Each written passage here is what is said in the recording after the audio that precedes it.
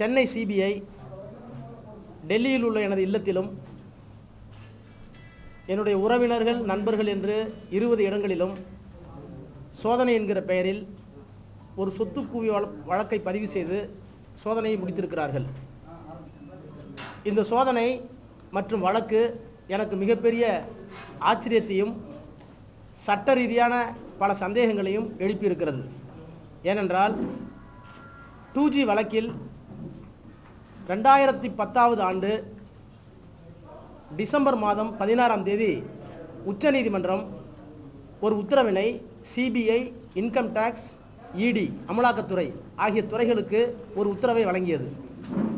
அந்த உத்தரவின் அடிப்படையில் இந்த வழக்கு சம்பந்தமான எல்லா பொறுமைகளையும் எல்லா விஷயங்களையும் சட்டப்பூர்வமாக வருவாய்த்துறை, வருமான வரித்துறை, சிபிஐ, அமலாக்கத்துறை, இடி, இன்கம் டேக்ஸ் அண்ட் சிபிஐ 3 துறைகளும் சேர்ந்து ஆய்வு நடத்தி விசாரணை நடத்தி அவர்களுக்குள்ளாக கிடைத்த தகவல்களை எல்லாம் பரிமாறிக்கொண்டு என்ன வழக்கு போட முடியுமோ அந்த வழக்கை போட வேண்டும் என்று உத்தரவிட்டது.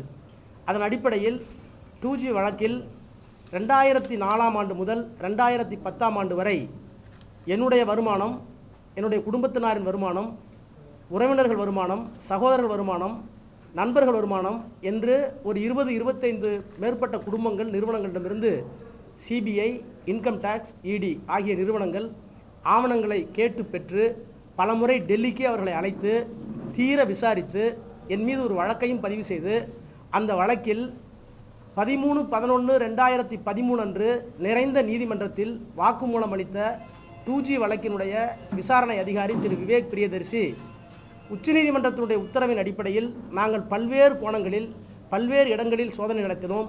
அந்த சோதனைகளின் அடிப்படையில் ராஜாவிடம் வருமானத்திற்கு அதிகமாக அவருடைய குடும்பத்தாரிடமோ அவரிடமோ சொத்துக்கள் இல்லை என்று நிறைந்த நீதிமன்றத்தில் ஒப்புதல் அளித்திருக்கிறார்.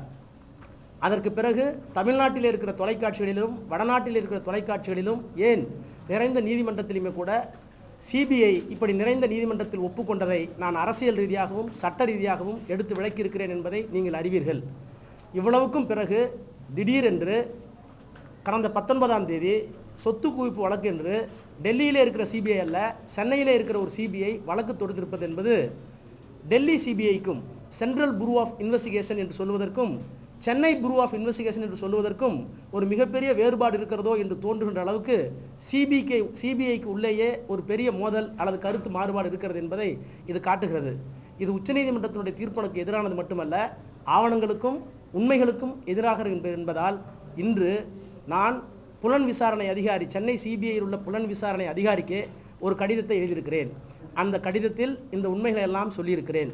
குறிப்பாக மறைந்த சாதிக் பாட்சா என்பவருடைய கிரீன் ஹவுஸ் ப்ரொமோட்டர்ஸ் லிமிடெட் என்கின்ற நிறுவனத்தினுடைய சொத்துக்களை எல்லாம் என்னுடைய சொத்துக்கள் என்று இப்போது முதல் தகவல் அறிக்கை தாக்கல் செய்திருக்கிறார்கள். ஆனால் நீதிமன்றத்தில் அந்த சொத்துக்கள் மீது எனக்கு எந்த விதமான குற்ற தொடர்பும் இல்லை, எனக்கு எந்த தொடர்பும் இல்லை என்று குற்ற பத்திரிகை சொல்கிறது.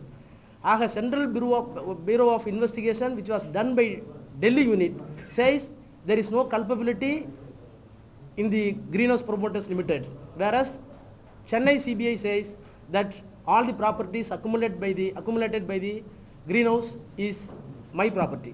So this inconsistency, இந்த வேறுபாடு, இந்த வித்தியாசம் புலனாய்வினுடைய போக்கை மட்டுமல்ல, இதற்கு பின்னால் ஏதோ ஒரு உள்நோக்கம் இருக்கிறது, அரசியல் காரணம் இருக்கிறது என்று நம்பக்கூடிய அளவுக்கு இருக்கிற காரணத்தினால் விசாரணை அதிகாரிக்கே நான் இந்த கடிதத்தை எழுதியிருக்கிறேன்.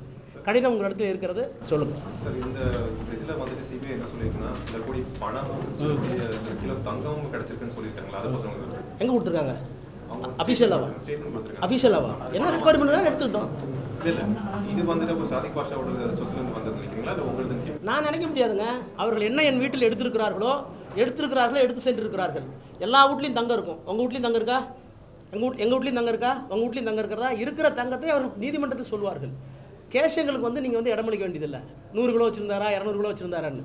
ஒன்று நீதி பத்திரிகை துறைக்கு நான் சொல்வதெல்லாம் 2014 தேர்தலில் நான் நீலகிரி நாடாளுமன்ற தொகுதி வேட்பாளராக போட்டியிட்ட போது நான் என்ன சொத்து கணக்கை சொல்லியிருக்கிறேனோ அந்த சொத்து கணக்கு வெப்சைட்டில் இருக்கிறது, இணையதளத்தில் இருக்கிறது. யார் வேண்டுமானாலும் டவுன்லோட் செய்து கொள்ளலாம். அதில் இருக்கிறதுக்கு மேலே இருக்காங்கிறதான் கேள்வி. ராஜா கிட்ட தங்கமே இருக்கக்கூடாதுன்னு சட்டம் இல்லை. சொல்லுங்க. சிபிஐ சென்னைக்கும் சிபிஐ டெல்லிக்கும் ஒரு கோஆர்டினேஷன் இல்லைன்னு சொல்றீங்களா? நான் சொல்லலை, ஆவணங்கள் சொல்லுது. See, the investigating officer of the 2G case who investigated the entire property, movable and immovable, right from 2004 and 2010, admitted before the court there is no disproportionate wealth with Raja and extended family. Now CBI units Chennai says there is accumulation of wealth without knowing the documents which was scrutinized by the Delhi CBI. All these people now, those who have been mentioned in the first FIR, first information report in this case, were called by ED, were called by CBI, were called by income tax, and they shared the opinion between themselves as per the direction which was given by the Supreme Court. In spite of that, having shared the information which is available in the three organizations, namely CBI, income tax and ED, it has been admitted before the court that there is no DA case. Now, without knowing the documents and without knowing the scrutinization that was done by the CBI, income tax, ED, as per the Supreme Court direction, this FIR has been filed. So that I wrote a letter today in the morning that you did not know the scrutiny which was done by all these agencies. Without knowing, without applying your mind, you came up with the FIR which is motivated for some other reasons which is best known to you. So as Have per you your- mentioned this in court? Are you planning to mention this in the trial court? No, it may not be necessary, na? Because court is very clear that there is no. See, what are all the evidence available before the trial court? Trial court is trial court. I need not say that some other thing, because judicial mind of the trial court will be confined only the documents and the evidences which were available before the court. So are you saying if you approach the court now, this case will not stand? Are you saying that if you approach... That is why I am telling, if at all, they wanted to invoke the provisions of the disproportionate wealth case, then it should be done by as per the Supreme Court direction by the Central Bureau of Investigation by Delhi, where they have been admitted before the court, there is no DA case. அதான் நான் சொல்லியிருக்கேன் sir. நான் உங்களுடைய பார்வை கிட்டுறேன். இல்ல sir, 5 ஆண்டு காலமாக தமிழ்நாட்டு அரசியல் மேடைகளில் என் மீது சொத்து குவிப்பு வழக்கு இல்லை என்று நான் பேசி வந்ததை நீங்கள் அறிவீர்கள். தந்தி தொலைக்காட்சி மற்றும் புதிய தலைமுறை தொலைக்காட்சி, அதே போல டெல்லியில் இருக்கின்ற ஆப்கி அதாலத் என்று சொல்லுகின்ற இந்தியா தொலைக்காட்சி ஆகிய தொலைக்காட்சிகளுக்கு நான் அளித்த பேட்டியை விரிவாக அறிவீர்கள். நான் தொடர்ந்து 5 ஆண்டு காலம் சொல்லி வருவது என் மீது எந்த விதமான சொத்து குவிப்பு வழக்கும் இல்லை.